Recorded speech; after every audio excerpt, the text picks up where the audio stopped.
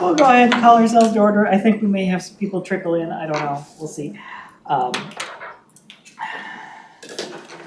So we do have a new thing that I want to call attention to at the beginning of our meeting here, which is that we do have a Dakota Land, Water, and People Acknowledgement on our agenda.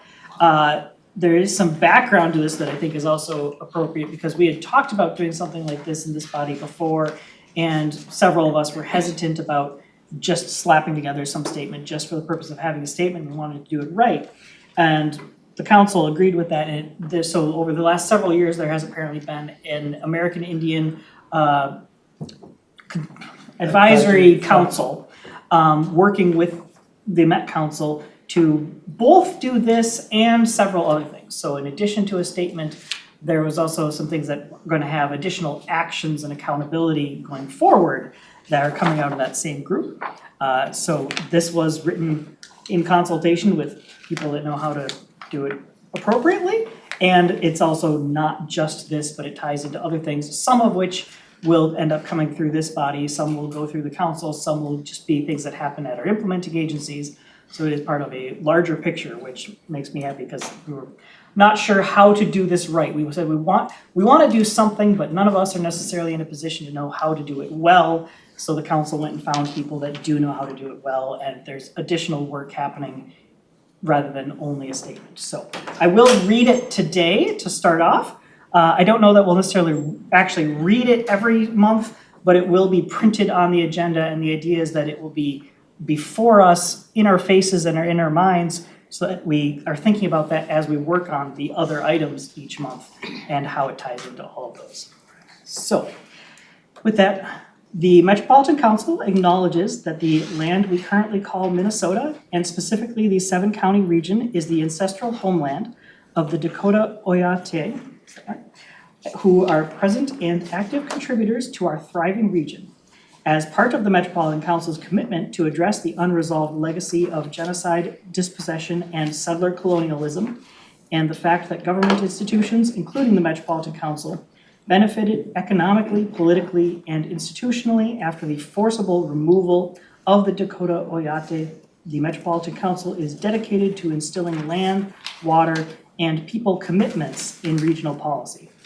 These commitments support the Dakota Oyate, the 11 federally recognized tribes in Minnesota, Ho-Chunk Nation, and the American Indian communities representing over 150 diverse tribal nations that call the 7-county region home. With that, move on to approval of our agenda. We can do that by consensus. Is there any additions or modifications that are necessary on our agenda? Okay, hearing none. We'll consider that approved as presented, and we'll go to approval of the March 6th meeting minutes of the Metropolitan Parks and Open Space Commission. I can take a motion second from anyone who is present at that meeting. I made a motion to approve the minutes. Okay, we have a motion from Monica and a second from Cecily. Are there any corrections necessary to those minutes? Hearing none, all in favor of approving those as presented, say aye. Aye. Any opposed, nay? And that motion carries and those minutes are approved. Thank you. I think I will actually pause for a moment to also call attention to the fact that we have a sort of new person in the room. Person back again. For anyone who hasn't noticed, we have a new appointment of council liaison in Councilmember Wendy Wolf. She may be a new face to some of you, however, is not actually a new face to this group. She previously served as the council liaison to MPOSC several years ago for quite a while, and is apparently the longest serving council member ever. So comes to us with a wealth of knowledge, both of the council itself and of this body and the things that our implementing agencies are doing. So has more experience than any of the rest of us, with possible exception of Sandy. Sandy was here first. So. Thank you for that, thank you. So certainly. I'll get you for that. If you have any questions about things, you can ask Wendy. We don't have to give her an introduction to how things work. And with that, I think we should probably tell her a little bit about who we all are, where we live in the metro and what districts we represent. I'm Tony Uruso. I serve at large and live in Matamita in Washington County. And I guess we'll go this way to get through. I'm Monica Gillenburg. I live in Brooklyn Park and I'm District A. Hi, Cecily Harris. I live in Washington County. Wendy, I'm District G. I'm Tess, I'm District C. I'm David Yakes, I'm District D. And I'm Bob Moeller, and I live in District B in Chaska. Thank you. And I'm Emmett, and I am staff. And Wendy and I have already talked. This is also your periodic quiz for do you remember your district number or letter? Yeah. With that then, that'll bring us to the public invitation portion of our meeting for any interested persons to address the commission. Do we have anyone registered this month? We do not. Okay. If anyone wants to in the future, contact staff at the address on the agenda. That will bring us to our business item for the day, which is the Baker Park Reserve Long Range Plan for Three Rivers Park District. We have Colin and Kevin. Go ahead. Thank you. Good afternoon, Mr. Chair, Commissioners, and Council member. I am Colin Kelly, Planning Analyst, and today I'm joined by Kevin Fan, Parks Planner, and the two of us are going to present a summary of the staff analysis of the Baker Park Reserve Long Range Plan developed by Three Rivers Park District. Crystal Diaz, Parks intern, also helped to prepare the business item and presentation before you, but unfortunately, she's not able to attend this afternoon's meeting. I should also note that Stefan Scherson, landscape architect, and Jonathan Blaming, associate superintendent, both with Three Rivers Park District, are here today and could respond to questions at the end of this presentation. Okay, Baker Park Reserve is located in the western part of the Regional Parks and Trails System in Hennepin County. The 3,183 acre park reserve includes portions of the cities of Medina and Orono and is adjacent to the cities of Independence and Maple Plain. The park reserve also connects to the existing Lake Independence Regional Trail and the planned Baker Carver and Diamond Lake Regional Trails. The figures on the left and right are figures 1 and 3 in the staff report, and the figure in the center is from the long range plan itself. First up, equity analysis. Three Rivers Park District conducted an equity analysis as part of the long range planning effort. The advice heard during the planning process helped shape the long range plan. Public engagement for the long range plan focused on gathering input from those who live within the service area, defined here as being about a 30-minute drive from the park. The plan provides an overview of the barriers faced by specific underrepresented groups in the region, as well as recommendations for overcoming these barriers. The plan focuses on first-tier community members, Black people, Indigenous people, and people of color, new immigrants and refugees, households with annual income less than $50,000, people 75 years of age and older, and people with a range of abilities. As a result of input from underrepresented groups, the plan recommends additional emphasis on providing convenient, high-quality, and safe recreation opportunities, and improving accessibility, including providing benches, visual aids, restrooms, and all-terrain wheelchairs. One of the goals of the Park Reserve's Long Range Plan was to develop a community-driven and supported plan to better serve both existing and new park users. To do so, Three Rivers Park District intentionally engaged and built relationships with individuals, community groups, and agency partners throughout the engagement process. Input from these groups was used to guide the development concept, resource management, and operational recommendations for the park reserve. The public engagement scope and approaches to gathering input were wide-reaching and included a variety of techniques, including new strategies due to the COVID-19 pandemic. A main goal was to make engagement easily accessible, authentic, and valuable. Themes of public engagement included improving Lake Independence water quality, adding accessible recreational opportunities, and enhancing nature-based programming, among others.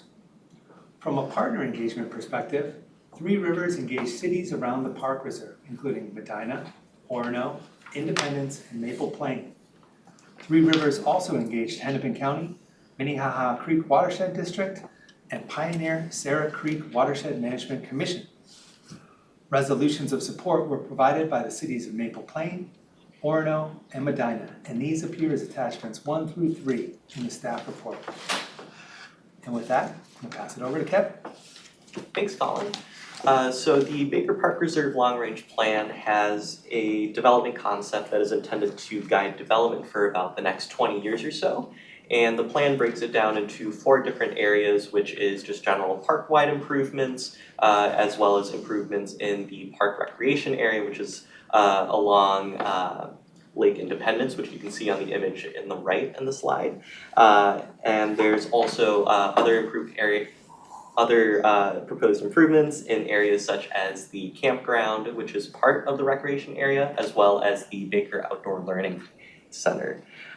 So generally, the proposed improvements are intended to enhance and continue providing existing recreational opportunities to both current and future visitors. And a lot of the proposed development is intended to stay in already developed areas of the park reserve. This is part of an attempt or an effort to try and continue adhering to the regional parks 80-20 land use development policy for park reserves, but it's also an effort to try and become compliant with Three Rivers 80-20 policy, which is mostly developing only 20% of upland areas. So some of the highlights of these developments are just general improvements and enhancements that I've mentioned previously, such as improved wayfinding and signage, enhancing recreational amenities throughout the park reserve, and also focusing on enhancing and increasing trail and trailhead capacity, specifically the west trailhead of Baker Park Reserve. There's also the opportunities or exploration of enhancing nature-based programming opportunities at both the Baker Outdoor Learning Center, but also in the park recreation area. There's also general proposed improvements and enhancements for the campground, and that includes things such as electrification of some sites and providing Wi-Fi. There's also general water quality improvements on Lake Independence that are done in partnership with local agencies, and there is also the exploration of winter recreation and camping opportunities at the recreation area. Moving on into natural resources and stewardship, the Baker Long Range Plan generally proposes a lot of planned improvements that are intended to enhance high-quality natural areas through protecting biodiversity, reducing invasive species, and mitigating development impacts. The general goal that they have is to eventually establish more forests to kind of bring back the big woods land cover environment that Baker previously had prior to settlement. The Natural Areas and Plant Communities Plan also includes intentions of reforestation that I had mentioned previously, but also managing prairie communities. And in addition to that, there is also an emphasis and focus on improving water quality throughout Lake Independence, but also focusing on some of the lakes that are fully contained within Baker Park Reserve. So as you can see on the map, going from north to south or top to bottom, they have 3 lakes within Baker Park Reserve, which are Spursum Lake, Half Moon Lake, and Lake Katrina. And then Lake Independence makes up that western border or boundary.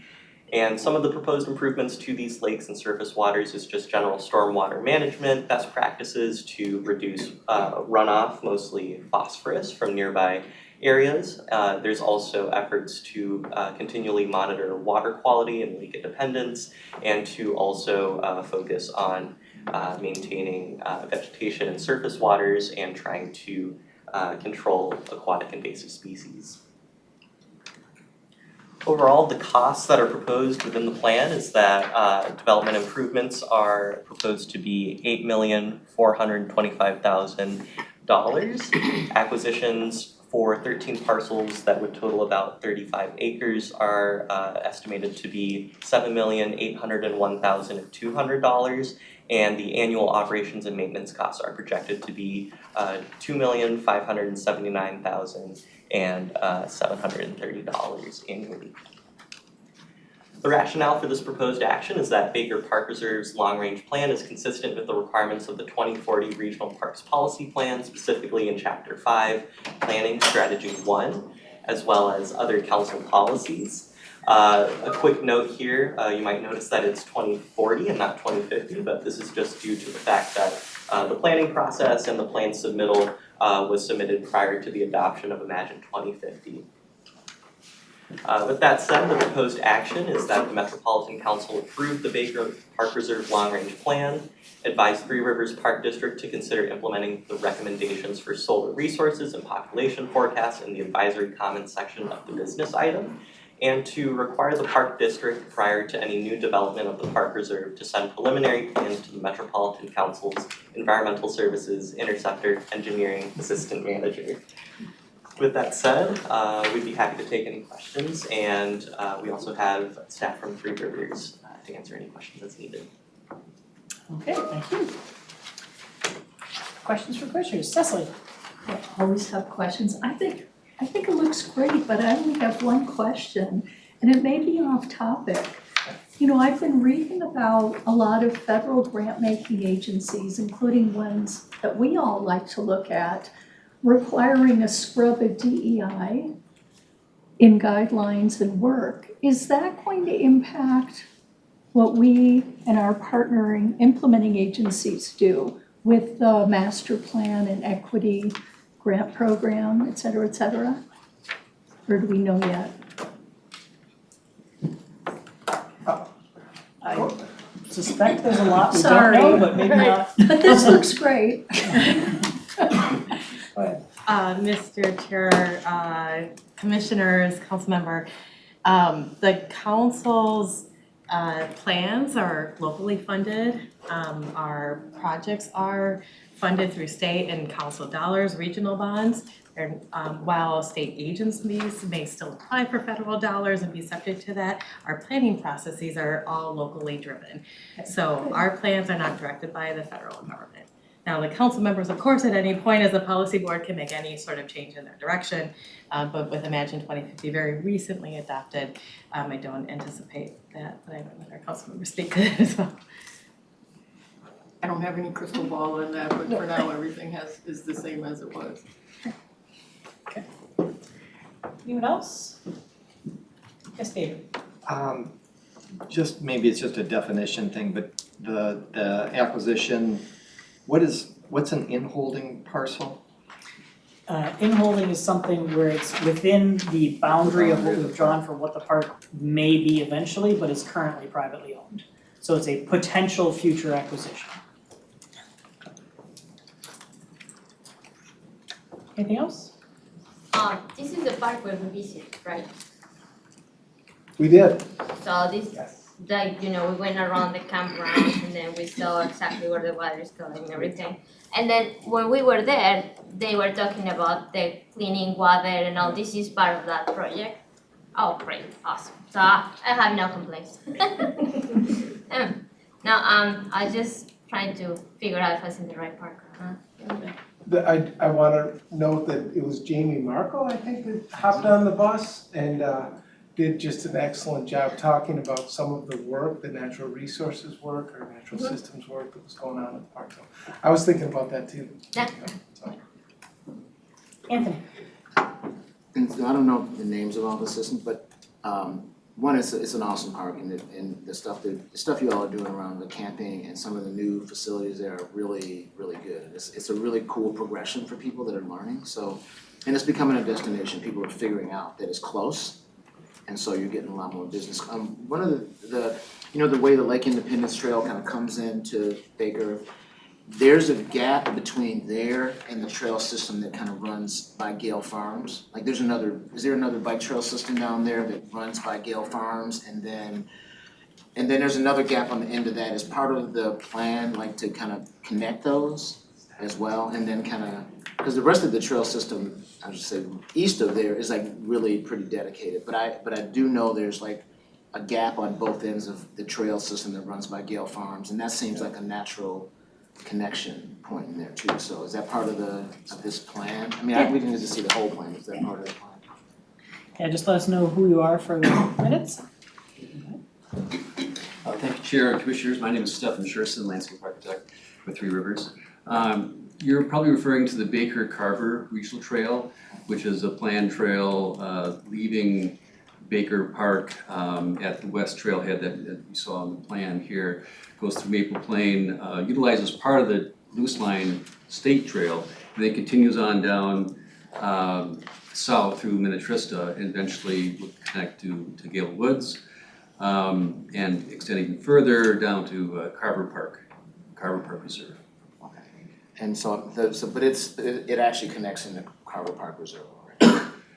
It will, yeah. There's a part of the trail there that there's a section on the north end of Carver that just got built. It leads, and that goes under Highway 7, which is the northern boundary of Carver Park Reserve, at the roundabout there.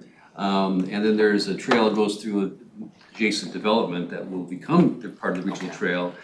There's still some land acquisition that needs to happen, a lot of land acquisition needs to happen north of that area in order to complete the trail. All right, but this solves that is really the bottom line, like what you're, like the. That trail plan solves that connection on the west end, yes. Okay, cool. There's also a surge corridor that would connect to the northern part of Baker Park Reserve, the Lake Sarah Regional Trail, which would connect Lake Rebecca Park Reserve to Baker Park, and then continue on east into the first tier suburb area. The scale is a little busy, but you can see some of those things on figure 2. Okay. What page are you looking at? 12 of this printout. I was just reading there. It's, the entire county, so getting exact lines is a little tricky, but it shows you some of the context of those trails, search corridors around there. Anyone else? I have a question, because Yes, this is a long range plan. When you say that advise solar energy, could instead of the solar we call clean energy, in case that in 5 years we have another super clean option and then we don't have to change it, or it has to be solar because that's the idea. Yeah, she's referring to some of the staff advisory. Yeah, we have a position that's specifically dedicated to sort of promotion of solar. But I would think that if there are other technologies that emerge that would be more appropriate, that we should just go for it and replace solar with whatever that is. And I don't think we'll require a plan amendment. Actually, it has to do with a provision in state law that thank you. requires us to, on all development, not just parks, but on all development, that you can't put people in the dark, basically. Everybody gets to have access to the sun. Thank you. This is a state law. Well, I think we have both things. There's a thing in state law she's referring to about like you can't block stuff, and then we also have something about an encouragement in certain things, so it covers both in that comment. Cecily, yes. Yeah, actually, I had another question. In the discussion about the golf course, it says in the operations description on the bottom of page 5 that golf is not part of the regional system. But then in figure 3, there's a call out for the sledding hill and the winter ski trail. So does that mean that we can support the programs outside of golf that are happening in that area in the other seasons? Yeah, typically we kind of have them as they count in the winter and they don't in the summer if we have programming that's consistent with that. So there's several examples, other places where cross-country ski trails exist on golf courses. And so in the winter, they are eligible things, like we've had portions of golf course clubhouses that are also used as warming hut kind of things, and some of those improvements have been funded with regional dollars, as well as grooming, programming, that kind of thing. So yeah, it's a partial eligibility depending on what it's for. Do you have anything to add to that? You took the words right out of my mouth. All right. Mr. Chair, yeah. Anyone else? I was Sorry. curious, this might be for Jonathan.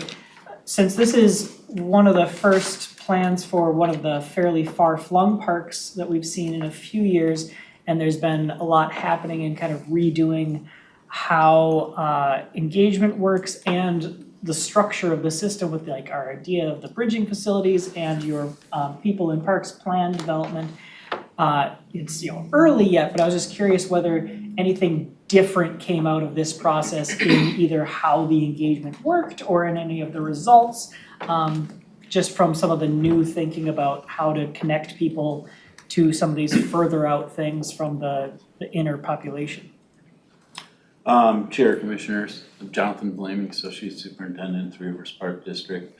What we've learned in our process, our public process for Parks to People, is we need to be placing a stronger focus on developing relationships with historically underrepresented groups, and to build a community trust.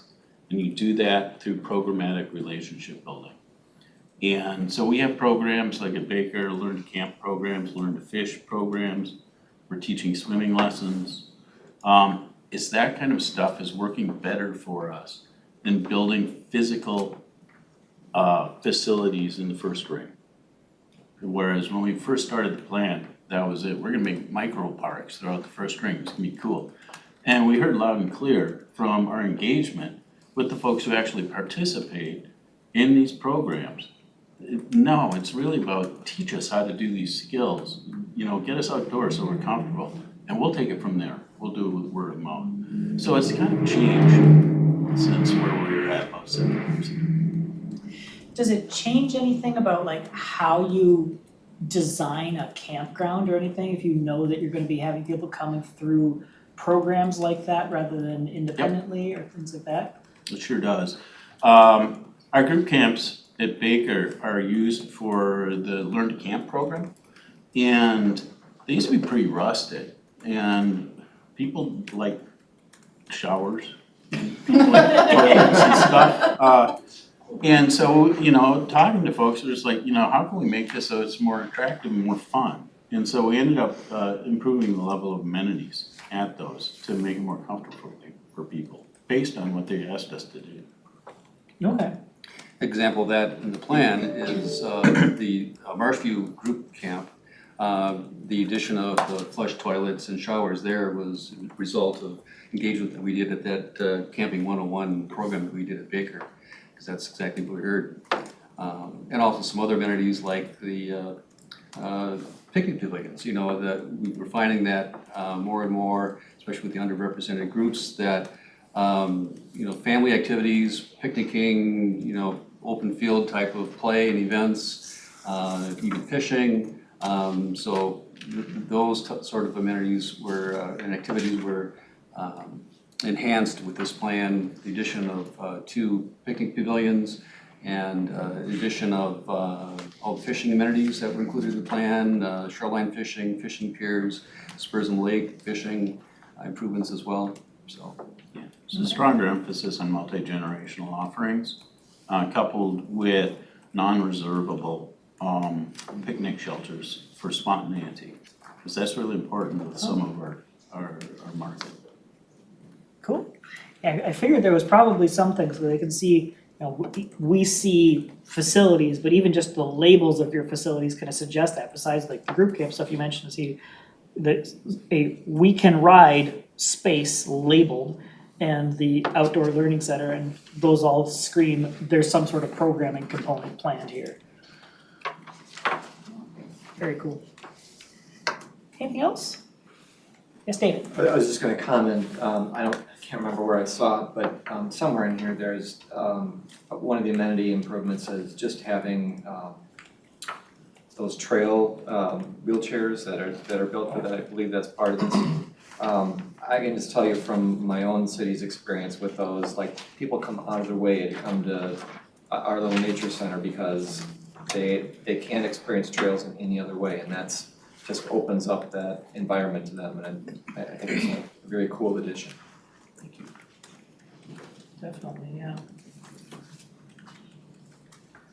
Anyone else? You can also move on to motions too. Yes, David? I'd move to accept the plan. Okay, we have a motion from Bob for, I second Bob's motion. and a second from David that I assume is for the proposed actions from the staff report. In which case that is that the Metropolitan Council, 1, approve the Baker Park Reserve Long Range Plan, 2, advise Three Rivers Park District to consider implementing the recommendations for solar resources and population forecasts in the advisory comments section of the business item. And 3, require the Park District prior to any new development of the Park Reserve to send preliminary plans to the Metropolitan Council's Environmental Services Interceptor Engineering Assistant Manager. And for anyone who didn't see it, that second item there is just because when this was submitted, it included some older population forecast numbers, so there's a request to update those. Any discussion on the motion? I think this all looks interesting and like a pretty nice update. There's gonna be some cool things included here. I'm happy to hear that we're seeing some like actual tangible results to some of these new ways that we're doing engagement. I wanna call that out because that is a lot of what we've been talking about for years, and it's nice that it'll actually be something. Yes, Bob? I have another comment, just, and maybe linked to one of the earlier comments. The tour of Baker last fall, preparatory to going through this, was really helpful. I mean, I could really see a lot of the stuff in my eyes from that visit that you guys gave us as I read through this document. So that was very apropos, I would just say that makes a lot of sense. Anyone else? Is Wi-Fi, I think that actually represents something major, because I know that was a point of challenge for a long time, and I think that the idea of maintaining wilderness, like that idea of pristine, so a latrine, no toilet is a progression that you have to walk to slowly. So I think, you know what I mean? No Wi-Fi. Right, and I think there was a period where really just people who loved outdoors, it was like this pristine, like that was the standard, and we were really almost, proudly pushing people away, so I think that, and right now, you all are doing an amazing job, so, thank you. I also had a question. I say, when you're looking at changing some of the plant communities, you talked about returning a lot of them to what they were kind of pre-settlement by Europeans. How does the planning process work to balance how much of it should go back to what it was before it was disturbed versus how much of it should maybe be something different to plan for climate change? How does that work? I have a high level response, but I can't get into the weeds for this. I mean, I don't expect an hour-long seminar on this. Chair, Commissioners, actually, it'd be a fascinating study to bring in some of the natural resources folks to talk about how do we plan this. I cannot provide you the answer off the top of my head. That's not my area of expertise. I do know Jamie Markle, our Director of Natural Resources, and his crew have a strong interest in preparing the resiliency of our natural resources for future climatic change. And so when they talk about restoring it to the past, I think they also balance that with what they expect will be able to flourish and do well in the future. But I can't give you the details. Okay. Yeah, I know there are some things that I've seen within my own county and city of like, here's certain species that are expected to do well, but I don't know how the decisions are made of, well, when do you go for that instead of something else? Most of it's, I've been seeing like if you're planting fresh somewhere that didn't have anything, but I'm curious, but it's, yeah, detailed. Anyone else? Any further discussion? Otherwise, hearing none, all in favor of that motion as presented, say aye. Aye. Any opposed, nay? And that motion carries and the plan is Thank you. recommended. Thank you. That'll bring us on to an information item. Grounded and Growing, a living history of our region's parks and trails. We have some studies going on, and some new staff faces, it looks like, so let us know who you are. Alright, thank you, Chair, Commissioners, and council members. For the record, I'm Jessica Lee, Planning Analyst in Parks, and I'll let my colleagues introduce themselves. Kristen Rivaturez, I'm a research manager in community development. And my name is Raven McKnight, and I'm a data visualization specialist on Kristen's team. Thank you. And we might have a guest joining us tonight as well, Bridget Bjorklund with Zan Associates. She's not here yet, so I'm not sure if she's caught in traffic or just couldn't make it. But she might be joining us in a little bit. So we are excited to finally bring you Grounded and Growing, a living history of our region's parks and trails. This project has been years in the making. Some of you might recognize it, formerly known as the Historical Cultural Study.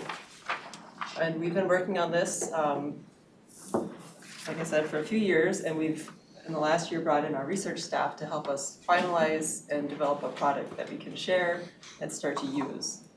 So first, for some background, the scope of this work was to understand how racism and racist practices shape parks and trails system and experiences of communities of color. And specifically, we wanted to use stories to highlight the range of experiences that people have had, particularly in American Indian and Indigenous groups experiencing immigration, people with disabilities of various ages, and various gender identities and sexual orientation. So our goal is to build a more inclusive regional parks and trails system through education and empathy. Our main collaborators for this project were our consultants, our historical consultants, Hess, Royce and Company, and they subcontracted with Zan Associates to do the engagement work.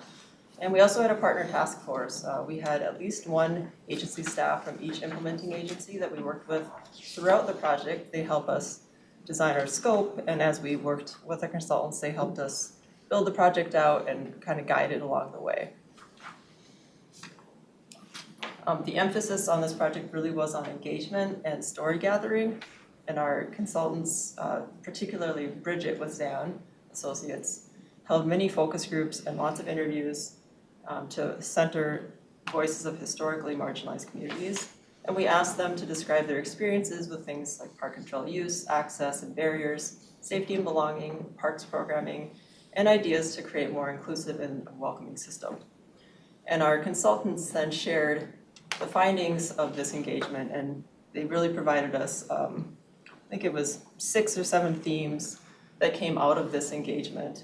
And they also provided historical context for that information and all the research, and they gave us all that information and data, and then we took that and kind of handed it off to our research team, who further narrowed down and kind of defined the themes a little bit more, and they're going to talk about that in a little bit, so I'll hand it off.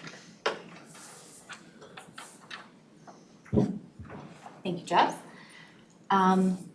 So we are a team within the community development research team that is really focused on user experience design. So who's going to be using the research products and tools that we create, and how can we make sure that they fit, the needs of those folks. We also specialize in the data visualization and the interactive tools that the council has available to us. So we have a great set of tricks in our toolkit, and this was a great project to take on to explore some of that in some different ways. So one of our first things that we did in reviewing the materials that the consultants handed off was to reconnect with the technical advisory group that Jess described, and ask them.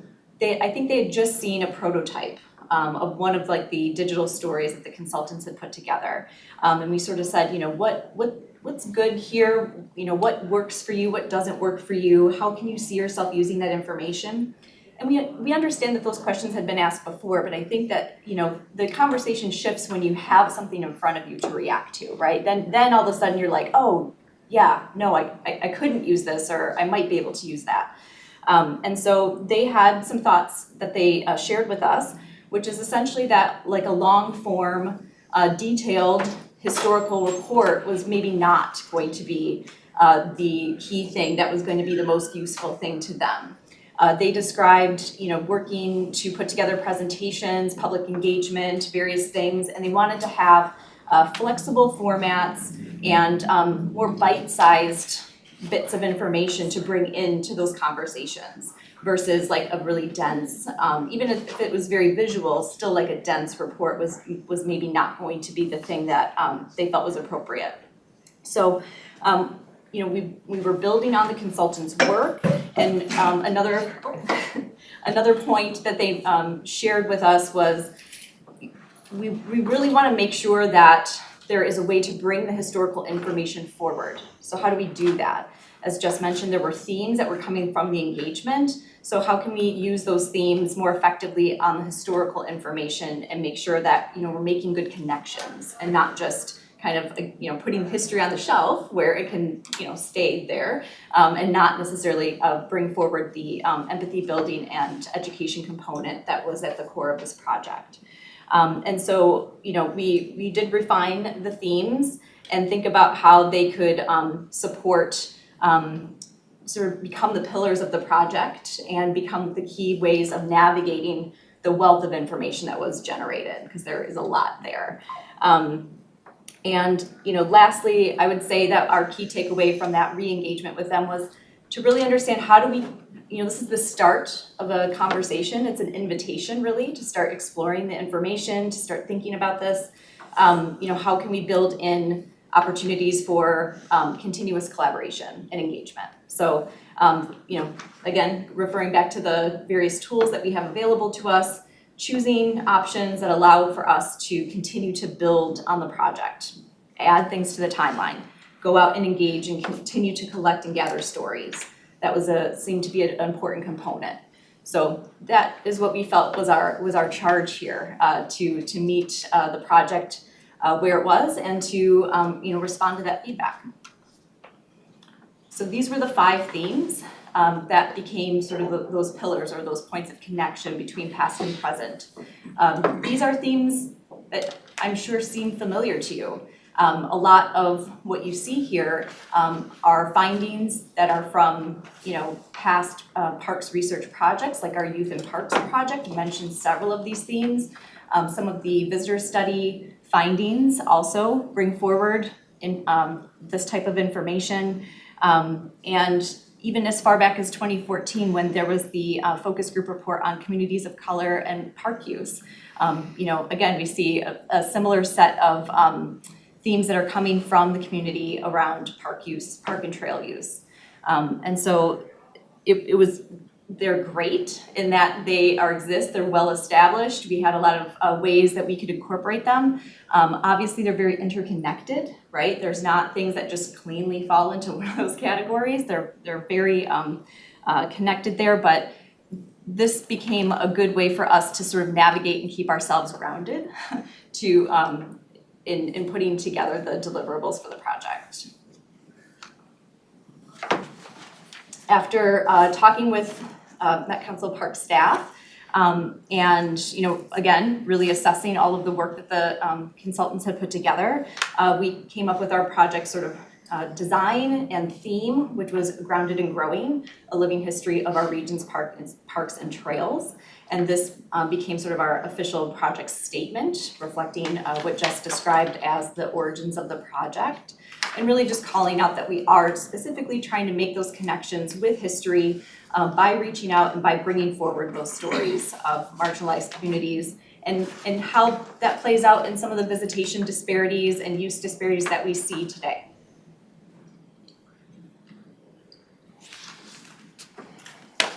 I'll let Raven take it from here. Okay, thanks, Kristen. So I'm going to talk a little bit more about the specific types of information and data that you can expect to find across this project website.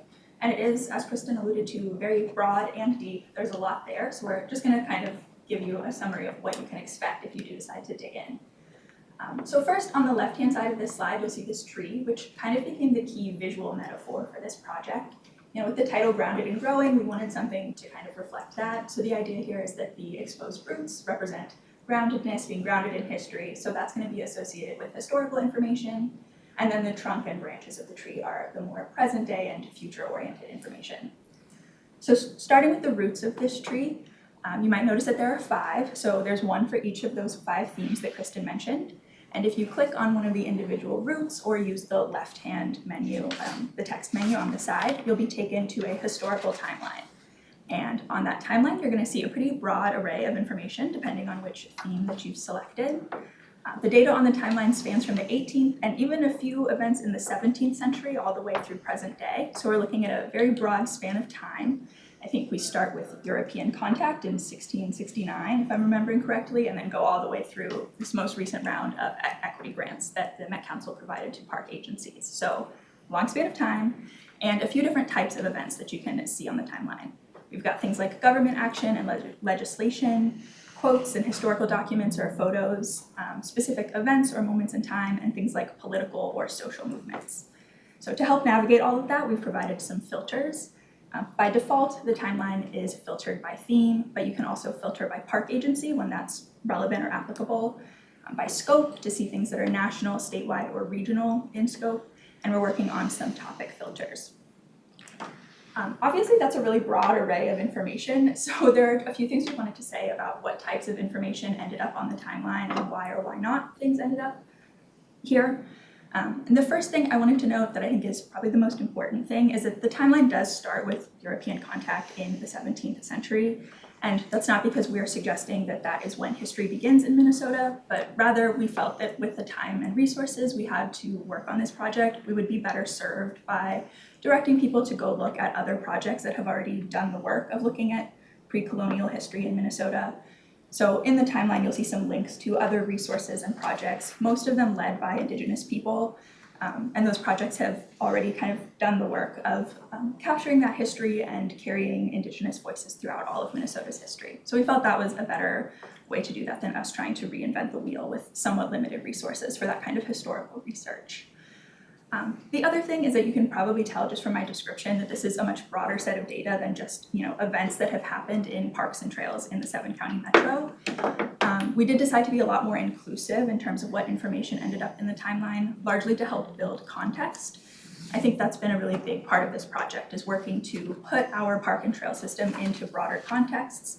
We know that people's experiences in parks and trails are not limited to the boundaries that define regional parks versus state parks, or whether a park is, was officially designated as a regional park in the 70s or not. So we opted to be pretty inclusive to help build contextual information. And I think it's been really helpful for me personally already. I feel like I've learned a lot about all of the ways that land has been managed and stewarded throughout Minnesota's history. So all of that to say, I hope that you all find it interesting and I hope it helps you all build context too if you decide to dig into the information. The other thing I would note here is that there is an invitation to collaborate with the timeline. So on the website, you'll find a way to submit an event. So that's open to park agencies, the public, any of you. If you can think of anything we missed, I'm sure there's loads. We really invite you to collaborate with us and submit those events, and we'll come up with a sort of periodic schedule to update the timeline with any submissions we do receive, so that we can speak to the living history component of this project. The next piece I'd like to talk about is the branches of the tree, which are associated with more present and future-facing information. So each of the branches, similarly to the roots, are associated with a specific theme.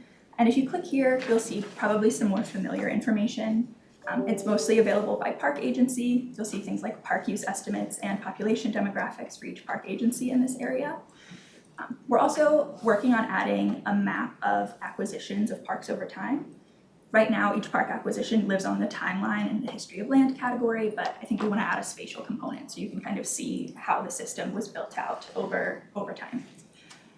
Also in this section, there's some region and system-wide information about visitor demographics and population forecasts to 2050. And I think one of the key points about including those two data points together is about the importance of strengthening equitable park use and park access now, especially with what we know about how the population is going to change over the next 30 years. We know we have some disparities in who uses parks today, and we expect to see the population grow increasingly diverse between now and 2050. So we just want to highlight the importance of addressing those disparities now and continuing all of the great work that has been started both at the Met Council and all of our partner agencies. And the final sort of interactive component here is linked from Trump. We're calling this the Gathering Voices portion of the project, and this is really the most interactive component. We were really inspired by all of the engagement and interviews that happened earlier in this project, which you'll hear about in a moment. So we wanted to develop a way for people to continue to share and read about experiences in parks and trails. So this is a process we've built so people can submit a personal story and then we'll review them and create a map so you can read about other people's experiences. It's kind of a two-step process. On the left of this slide is the submission form, and this is where you can zoom in to a spot on a map, drop a pin, and write up your story about your experience in that location. Important to note that we will review those submissions to make sure there's no personally identifying information and that everything is appropriate to be published. And then once that review is complete, we'll populate this map on the right-hand side. You can see a story is on the screen now. It's a little hard to read, but there's a story popped up here about taking your kids to visit the Richardson Nature Center over the winter. Presenting this section, I just wanted to give a shout out to a former Parks intern, Brooklyn Clymer. This portion of the project was really her brainchild, and she's not at the council anymore, but she built the prototypes for this and did some really cool engagement work before she left to start populating this map. So this is another place where we would invite you all, if you'd like to jump on the website and add your own story, and we're excited to see this map start to populate over the coming months. Back to Kristen. Yep.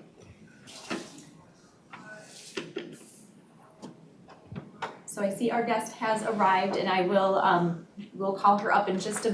Please join us now. I'm not going to. Oh, there we go. So I'm going to let her describe the engagement process and what that was like from her perspective as the person who led that work. I just want to mention that when it comes to sharing the stories, we did this in several different formats. Again, trying to be responsive to the needs of the park agencies. There were some beautiful long form videos that were part of the project, and folks were very engaged with that, but we also wanted to make sure that they had some shorter videos that really were, that highlighted the idea behind the themes. And so the council's wonderful videographer, Carol, shout out to Carol, did a great job of working with that material to create a video file that would be more easily insertable in like a PowerPoint presentation or on a website. But the full stories are still available on the YouTube channel, and we're directing folks to go check out the full array of that information. We also received written stories, and so some of the story map content that you'll see includes pull quotes from those written stories and still images, and there's plenty more that we can create additional sort of formatted slides and formatted document styles for some of those written stories. Again, trying to just offer this information in all of the ways that Parks staff said would be helpful for them to incorporate into their work to make sure that it is shared as much as possible and really considered. Last, just to summarize, the opportunities to kind of keep this project going, to even build on it and have it really grow from here. Again, the online submittal form for the historical information. We're also hoping to see some new partnerships, potentially an internship dedicated to continuing to build on that historical information. That's really exciting potential for to capture more local perspectives, things that you don't see at the History Center, or that you can't just easily find through some Google searches, right? So really wanting to dig in and get those localized and personal historical stories.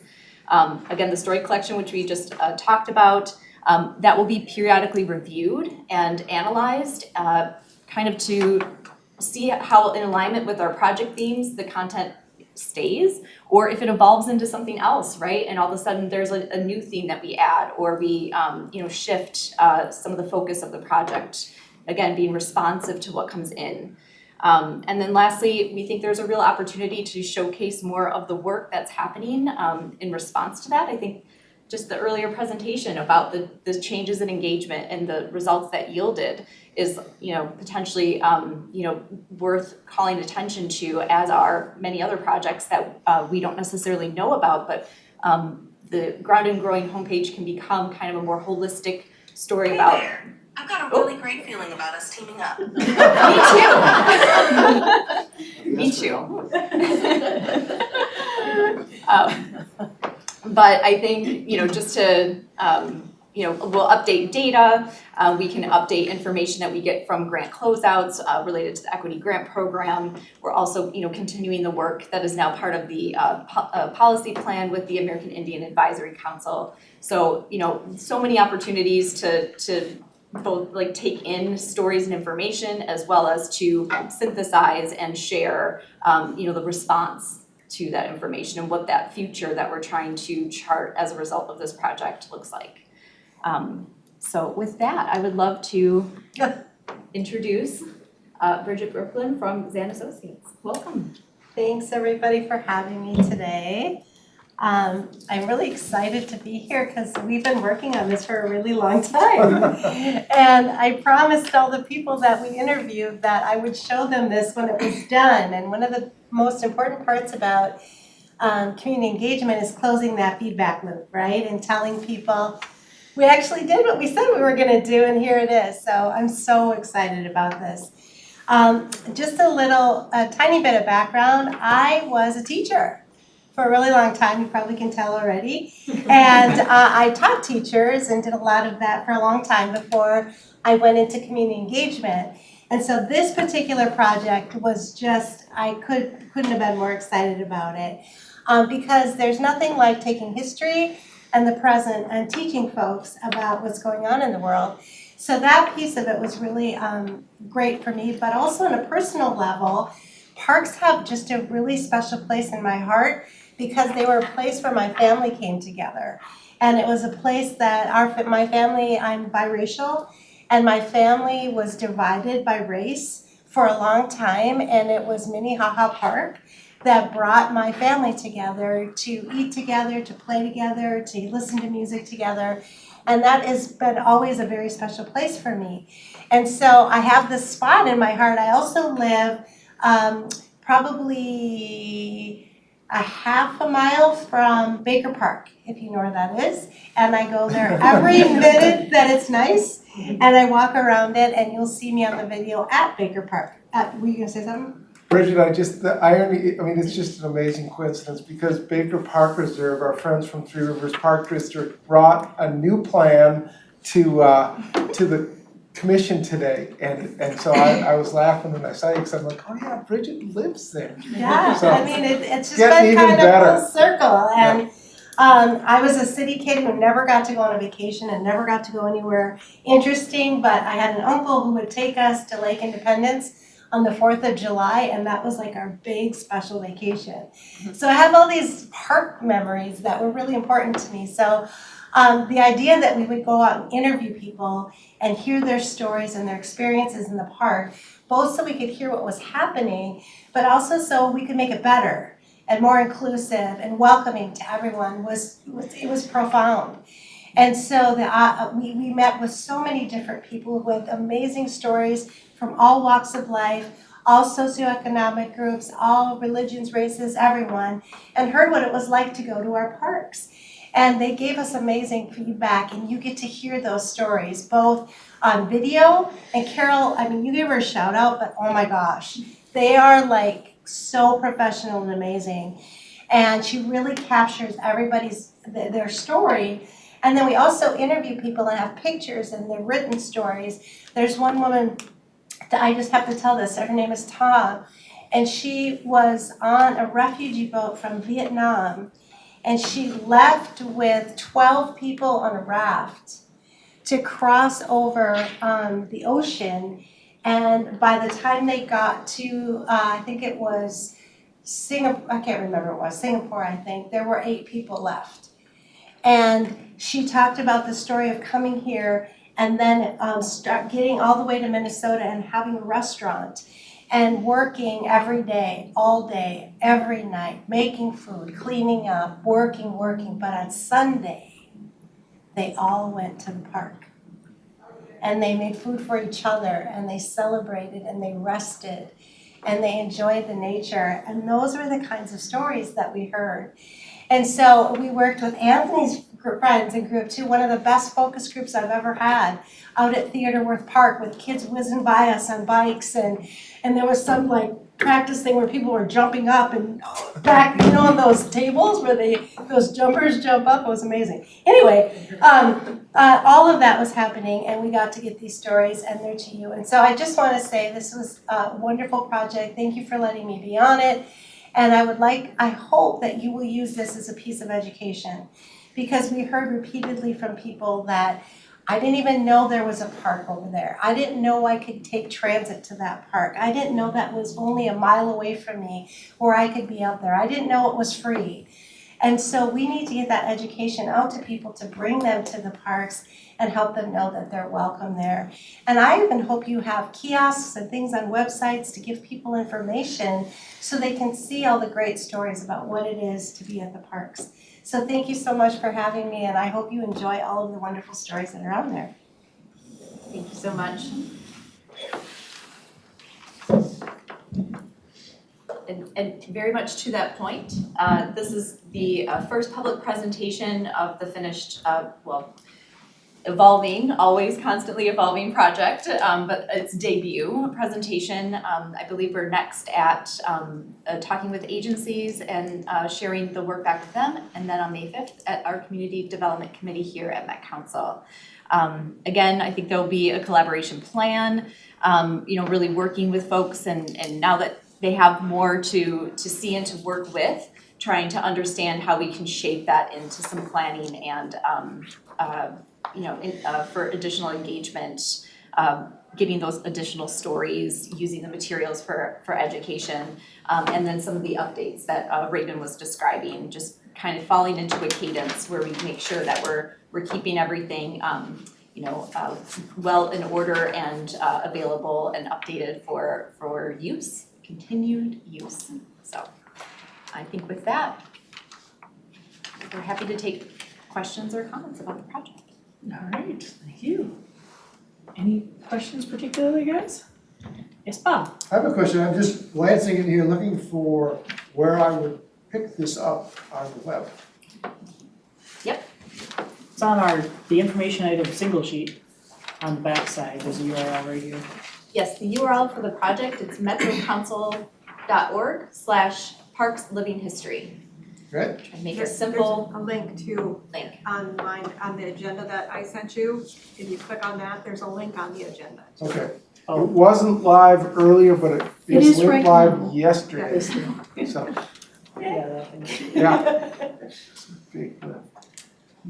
Yes, Cecily? I have a question, and actually you triggered the question, Bridget. So the idea of a kiosk, the idea of a dedicated space in visitor centers or schools or the state fair or whatever, what's the plan? I mean, you've put fabulous effort into this, and it's a great product. Now what? Well, I'll start. If anyone wants to finish, go for it. But I'll just say, literally, the website went live yesterday. And as Raven, I think you gathered listening to the team here, there's a lot of depth to the website, and it needs to be unpacked, and we're just beginning to figure out how do we do this in a meaningful way. And I think that the conversation that we're having, like we've been working with a technical advisory committee made up of the regional park implementing agencies, and those are people that are out in the field, doing the work. And so I think they'll have really good ideas for what that could look like, and I'd love to see it continue even beyond that. So Cecily, great question, and I don't know. To be Please determined. report back in 6 months or a year Sure. or something, just so we know. Yeah. Yeah. I think that one of the ideas to start is, as a Met Council staff team, we just want to start unpacking it, and we're imagining the development of a workshop of sorts that potentially, we could talk to you about. So stay tuned, we will report back. And that ties into what my question was gonna be in terms of like, now what comes next. It says no proposed action for us at this time, and there's a lot of stuff that sounds like kind of behind the scenes with staff and implementing agencies. Do you have anything anticipated as a action item ask that may come in the future to this body? Anything that we should have on our radar, thinking about future stuff that we might be doing involving this? Well, I'll just start, and if anyone wants to continue, go for it.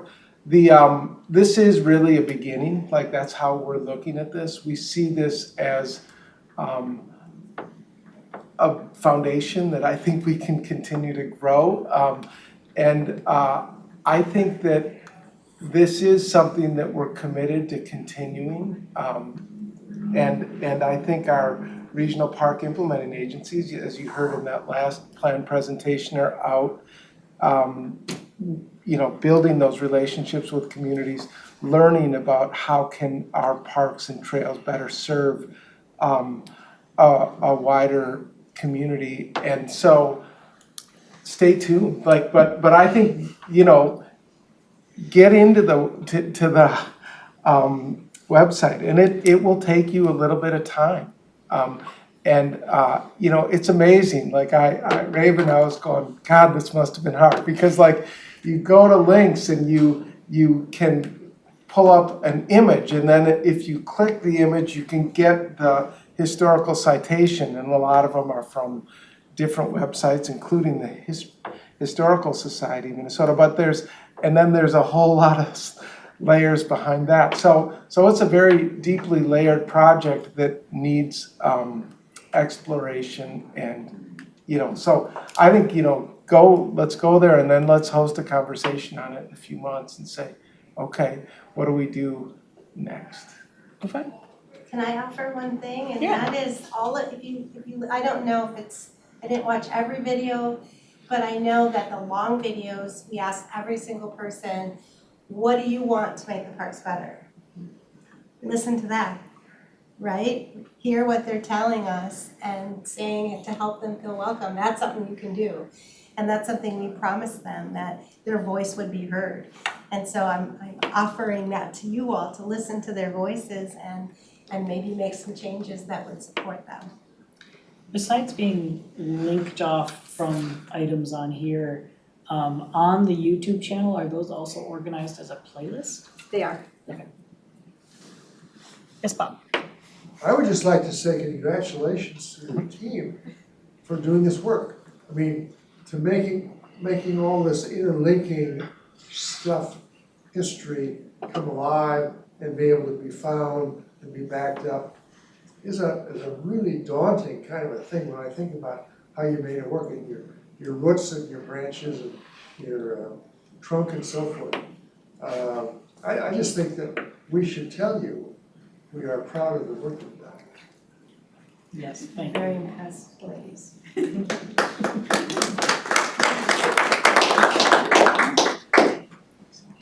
And now we all know what we're doing over the weekend. Looking around on the website. Yes, Wendy? Thank you. So a lot of these links don't work on my iPad. Whoa. Have you guys been checking it for different platforms? Because if it was my old iPad that I had 2 weeks ago, I would have thought, okay, the problem is my iPad, but this is a brand new one. So are there only certain platforms that it works on, or? It's really slow, I found. Yeah, but With the even Wi-Fi waiting, here. sometimes nothing happens. I think that we have some software that we have yet to deploy to make sure all the links work. Okay. There are like the tools that we're using to like put forward like images and things like that. These are like business intelligence tools that are used to dealing with like data sets, not so much like our high resolution images. So we might have to go back and like drop the resolution on some of those, make them smaller file sizes or things to solve some of those performance issues. We're never totally sure how it's going to kind of react to like multiple people clicking on it until that happens, right? But thank you for flagging that and we'll look into it. Thank you. And do you only want videos and things from people of color, or is it open to everybody? Because I'm old enough that I'm history. The regional park system, I remember going to Theodore Wirth and skiing with my friends in the mid-1970s. You know, it was like $5 or something, so it wasn't a big deal for, you know, somebody's mom to put us all in their car and drive us to ski versus trying to go to Afton or someplace, you know. I think it would be great to add some stories, and I think that it is an open invitation for everyone to share stories, because that's what it's for. I also remember going to Como Park Zoo with my parents and my cousin, and we were gonna ride on the rides, but she threw up, so we didn't get to ride on the rides. But my dad, they had goats. This is like a long time ago, that building that has the cages, the animals were in those little cages. And in that round part that has the zebras and the giraffes and stuff now, they had goats in one of those things, and my dad fed half a pack of cigarettes to the goat.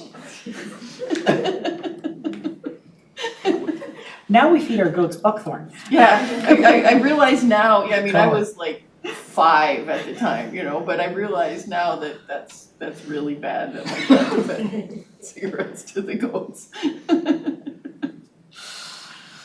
I was actually just at Como Zoo last week with my sister and her kids, and we were talking about the various iterations the zoo has gone through, from the old building to the better but still not great exhibits to what they have now. Yeah, it's had a lot of change over the years. Yes, Anthony. Yeah, I think I will say the same thing. I think I did a really good job. I know Stand Group, I did get a chance to be a part of it, and I think that the way that you work really hard to not make it extractive, like, really came through. So it was really, and it was a good partnership. I think that the thing that I would say, you know, is the idea of this helping determine the root causes of visitation disparities, that's the stated goal of the project. I'm not sure about that. I'm very suspicious that it feels really good, and I don't know if we're gonna get the data that answers that.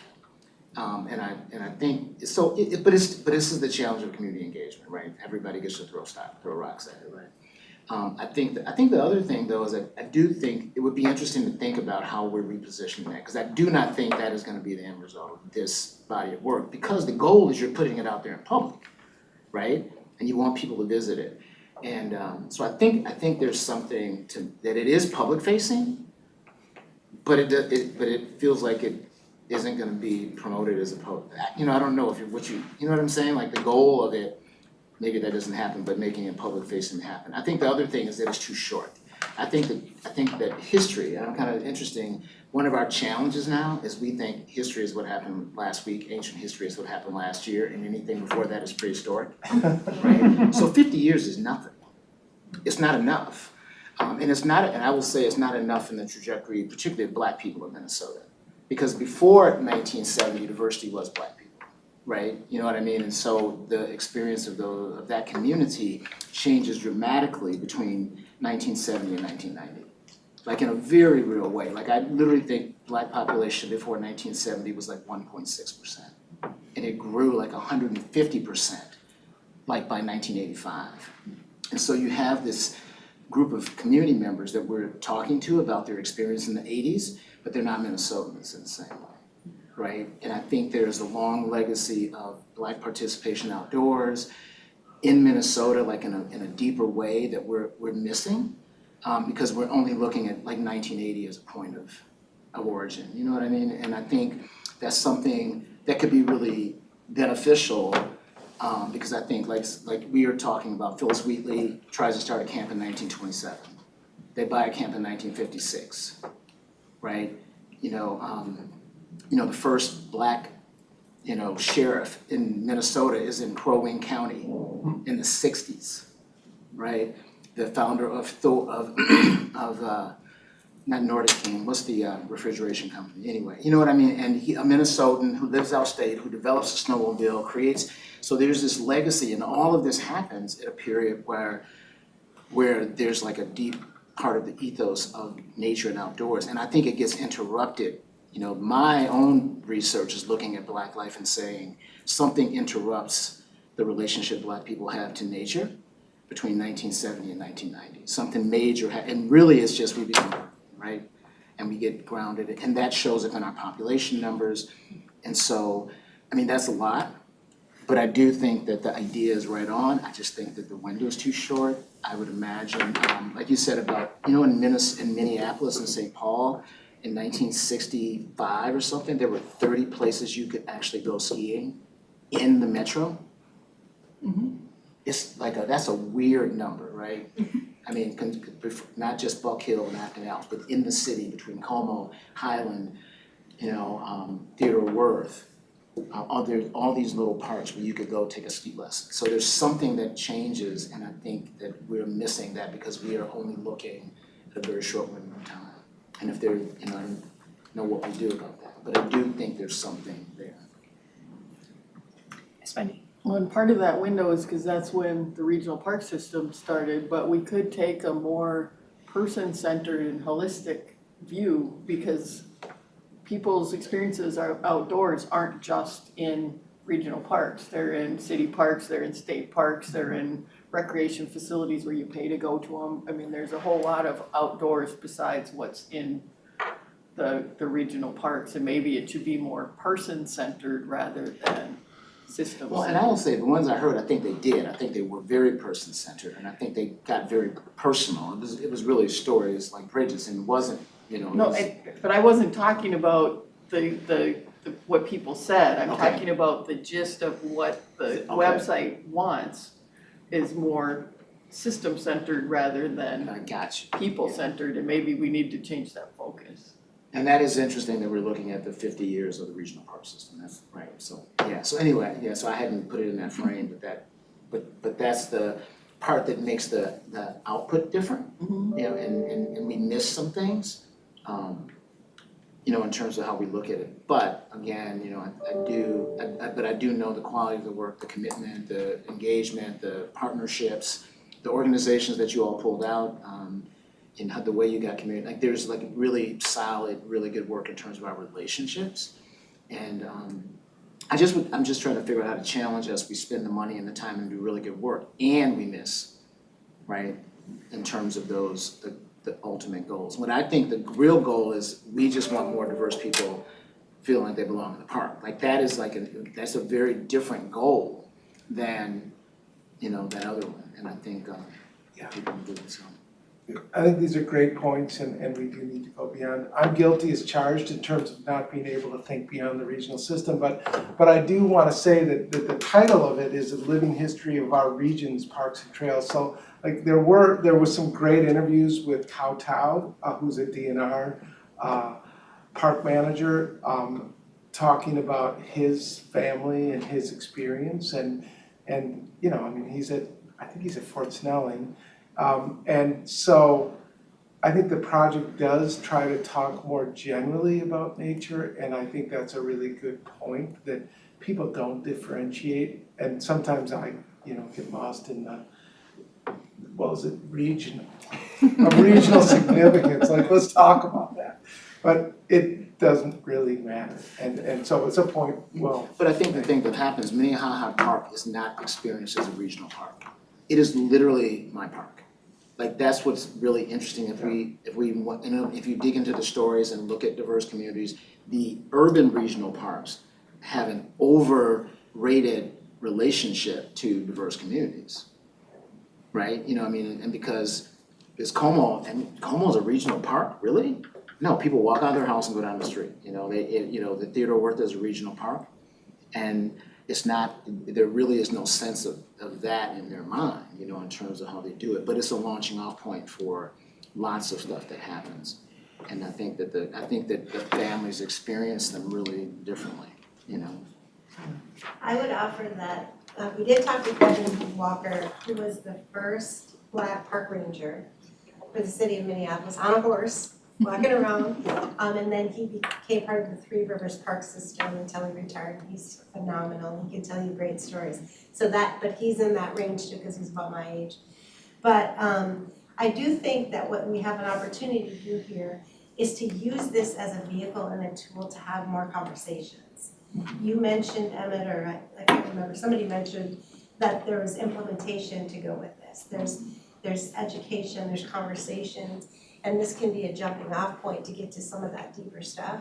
But I do think we have to consider what is the goal of it, and you mentioned two different ones, but I don't think we're limited. It's living history, it's happening. We can keep having conversations, we can keep talking. And now we have this great jumping off point that is going to stir up a lot of that. I made a note where, talking about the like system focus and our regional thing versus other stuff. You talked about having something on here showing spatial growth. And I just wanted to call out that to whatever extent it's possible with the data we have, we probably want to be able to show both the growth of the regional system in terms of both acquisitions to things that were regionally designated and the growth of what is regionally designated, but also any private ownership to public ownership acquisitions that happen, whether they're in the regional system or not, just saying how much public land is there in the region for me to go do stuff on.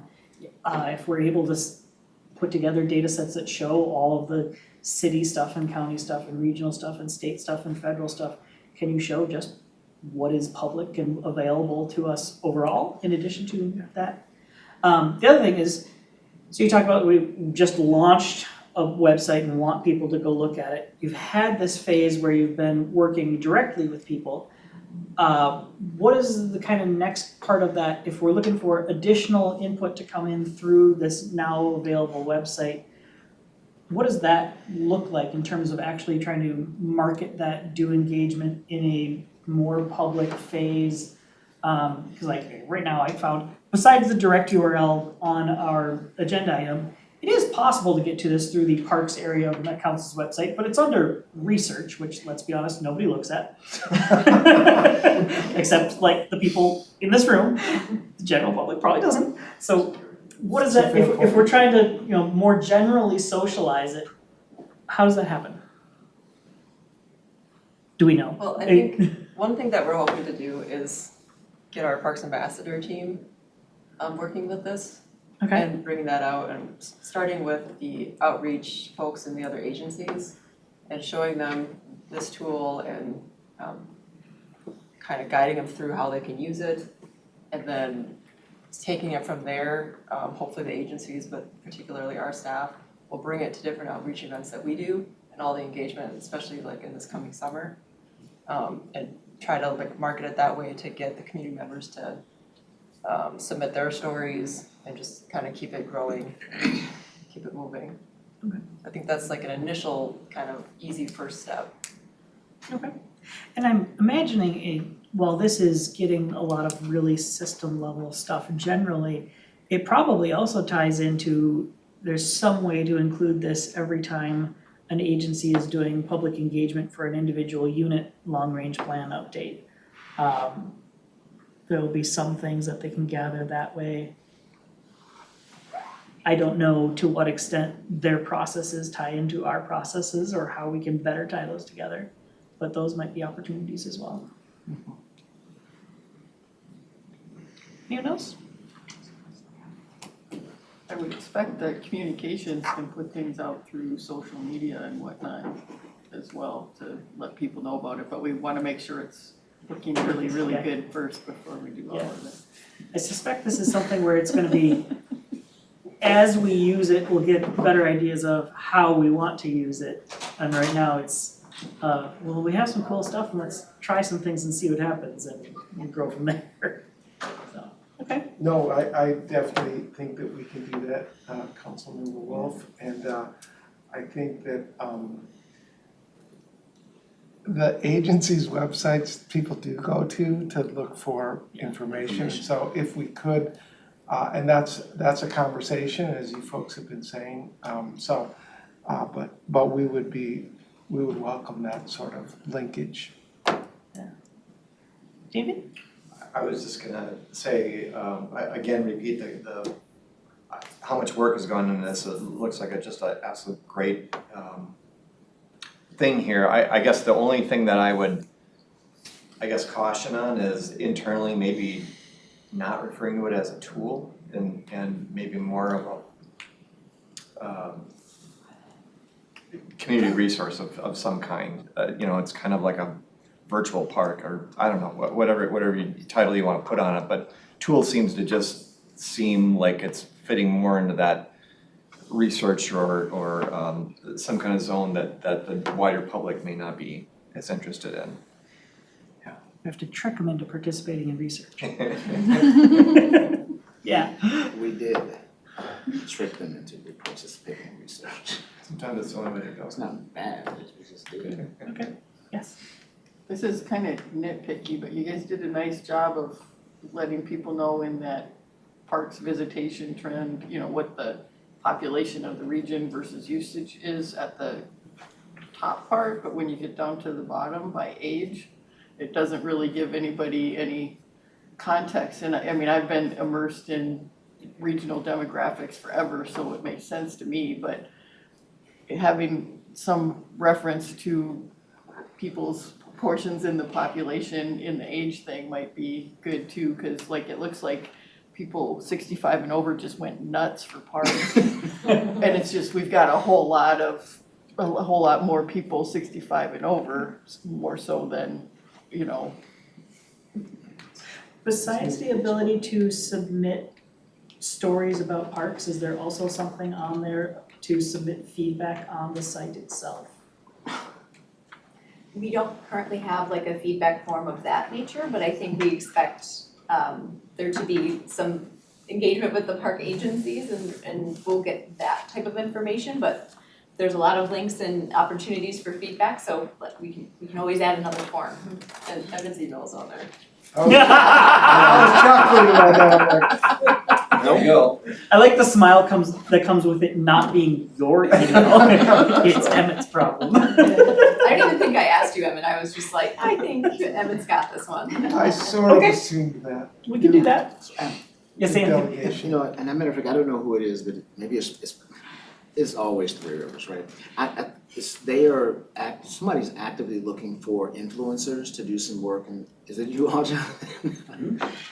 Since one of the regional park systems right now, one of the implementing agencies is actually actively looking for influencers related to the park system, and I don't know who it is, but it's true. You know, so it's not in the budget. Don't I just forget I said that, Jonathan. I don't know what it is, but I think the idea of something that really does get the public, like we have to be really, because do we have some social media that people are beating down the door on from Met Council, or is there a regional park? I mean, it's like, so I'm just saying, like nobody in here, like none of the they check for information and that's it. I mean, this is a tool, a thing that actually is really cool that nobody's gonna see, you know what I mean? Because we are the Met Council. I mean, it's not bad or good, it's just the truth, right? And so I think, I mean, there's just a part of it where we just have to be honest, you know what I mean? Like with ourselves, and it's just not, it's beautiful and it looks great and the links are gonna work, Wendy, they're gonna get that fixed for you. But it is research, and I think to your point, I mean, it's okay that maybe not that many people will see it, unless we really want people to see it. And I think if that's the case, we have to do a strategy that's different. And I only bring up the influencer thing, because that's really the challenge we have is that we are professionals. We do good work, and good quality production is not hard anymore. You know, it's having people experience it that's really hard. And so I think that it becomes this thing. Like I said, if that is our intention, if our intention is to inspire people who are on the board about visiting a regional park, or people who want to see other people like them, or whatever that goal is, I think that we will have to actively do something and invest in promotion and connection and do something more. Otherwise, it really will be a really cool video reel every time we do tabling. And you know what, if we need a really good video reel for tabling, we got it probably, right? But I think it's this thing that, what do we really want to happen with this? What do we really want this to be used for? It's a great training tool for new team members. It could be a lot of those kind of things, and that's great. But if there is another outcome we want relative to the public's experience of it, and relative to the way that it inspires or motivates or or, does it? I think we will have to come up with a very specific strategy for that is outside the way that we normally do business, because we are the Met Council. We actually have an influencer on our project. So if you get that idea, Lusana Velas Latinas. Oh, yeah. I mean, all of her work is through Instagram. That's how she's gotten everybody to come out and work with her. And there are a couple others that could, if you decide to do that. The other challenge for the council's communications team is just trying to keep up with the changing landscape of social media. It's like, I know I used to follow the council on Twitter, but I stopped using Twitter a few years ago. And then there's, all the people that were on TikTok, and then it's like, well, is TikTok a thing? Is TikTok not a thing? We don't know. So like you can have a presence somewhere, and then if something changes on that platform, your whole presence just vaporizes or your followers go away. Like, how do we have enough of them to make sure that we're reaching people, even if people are kind of changing what their online habits look like? And government is not good at that. Yes. They're good at other stuff. They run parks well. Yes, but we have to tell people that the parks exist. And then you have to find the people on the internet, wherever they are, to let them know where they can go.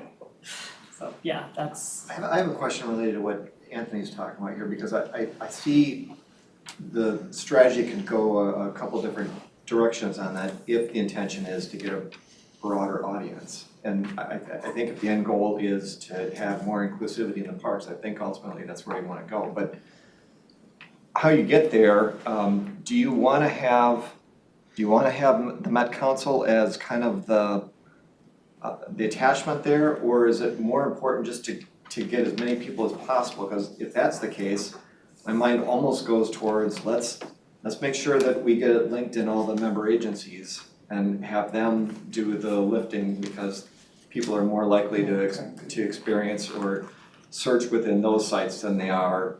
The Metropolitan Council, honest to God, I before I came here, I would have never thought to it's a hard dose of reality, I know, but that's the fact. You're much more likely as a person to just look at what's near you, and even in Jonathan's case, Three Rivers, when you start getting with these larger park structures, even that sometimes can be a leap. But let's say that you actually have that awareness mail or whatever. We should just be jumping onto that.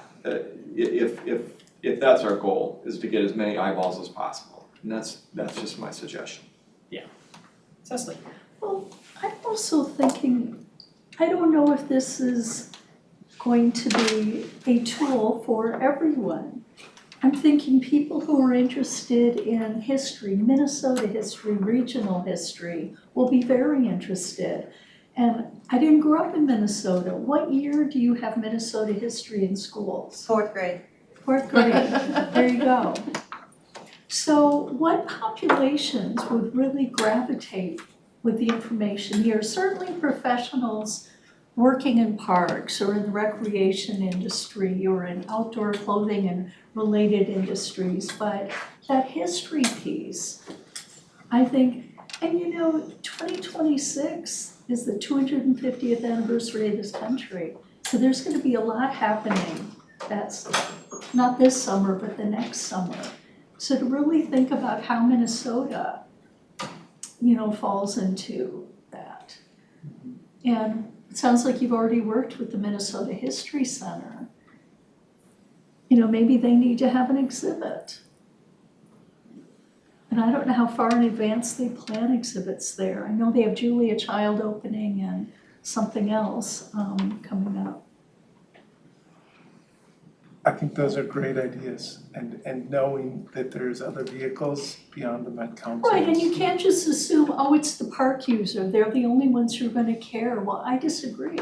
I think there may be people who don't go to parks, and maybe this will get them to the parks, because they really like history of the people who once lived here and the people who live here now. I don't know. Yeah, because you usually think of just the recreation things, and there's also other stuff. I know a few years ago there was an archaeological dig that was open to the public in Sweet Hollow, and that has a completely different audience than going for a hike or bird watching or something. Right. Lots of ideas. Anything else? My random deep thought, oh, Tess, you go. Well, I don't have a deep thought, so why don't you go first? Mine isn't that deep, but I do think what Anthony was saying about how people think about Minnehaha Park or Como Park is, it feels really like their neighborhood park. And it's not just like, oh, I'm gonna go out. But I think our system is evolving, and I think Baker is a park that people have such an affinity to. And Lebanon Hills is like that. And, you know, I could go on, but there's so many parks that just because as our system has grown, as our region has grown, the idea of going out to the country or out to the park, it's gone. And that's what's happened, we've expanded into what used to be the region. Yeah, so. Lake Elmo, that is a neighborhood park. Yeah. That's Cottage totally Grove neighborhood Ravine. park. There's nothing regional about that. And so the people that use those parks have a relationship that's different than what it once was, and so that's just a way that I've been, like, that sparked my thinking. I think you're right, and I think that's even one of the, you know, even in terms of work that I'm doing, the question, I'm asking people what's their relationship to, like finish that sentence, whether it's winter, what's your relationship to winter? What is your relationship to parks? Because that's what it is, and I think it is really interesting that's what I was kind of getting.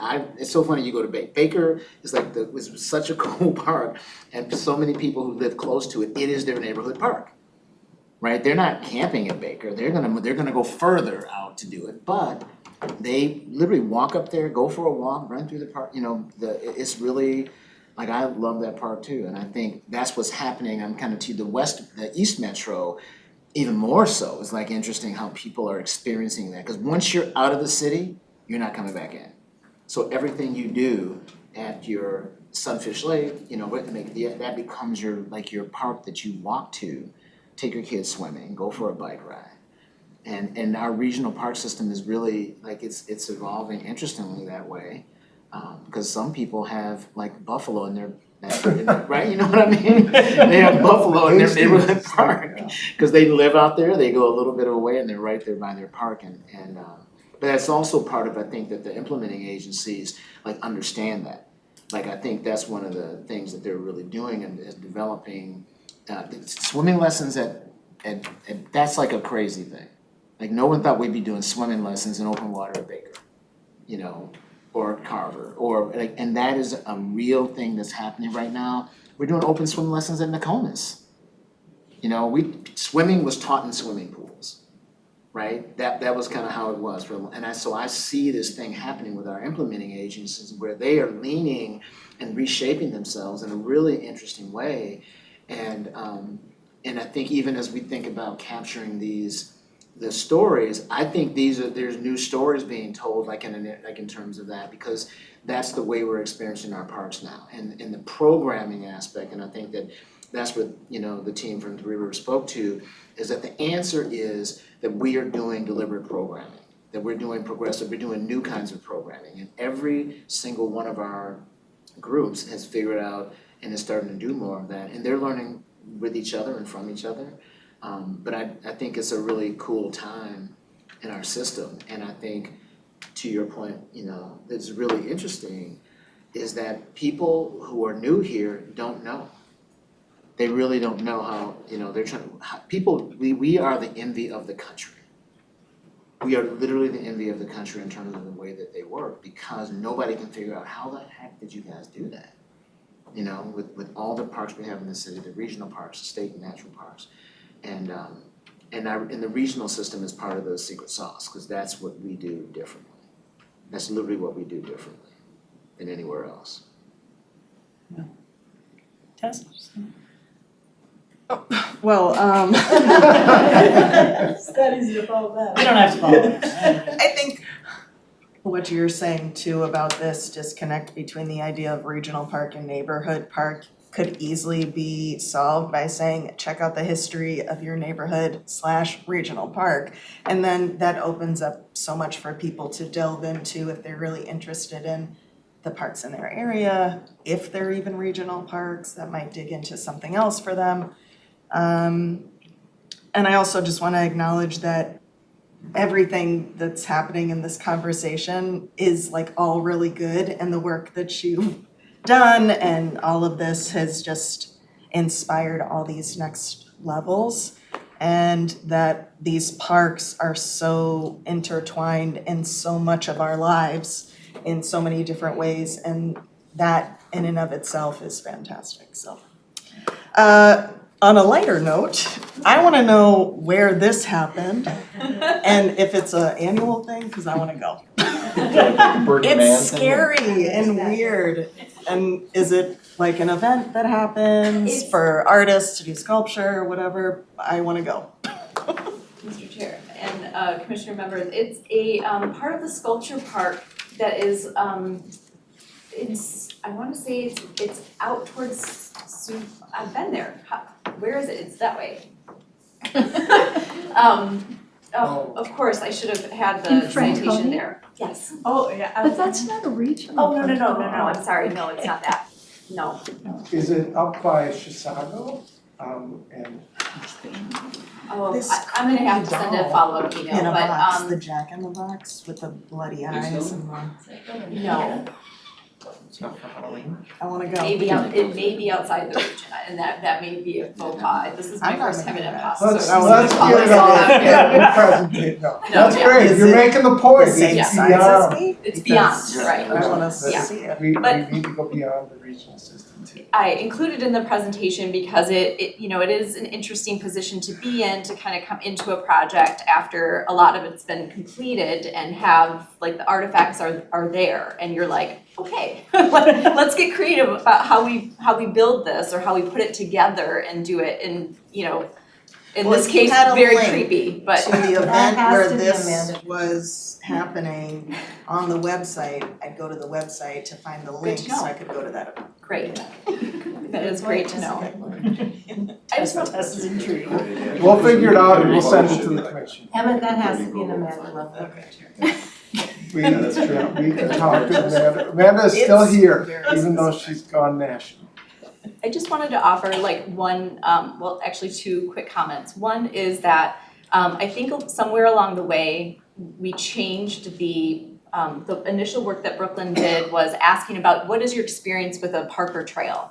And we broadened that to outdoor experience specifically to acknowledge, right, that all that broader context about how people experience the outdoors.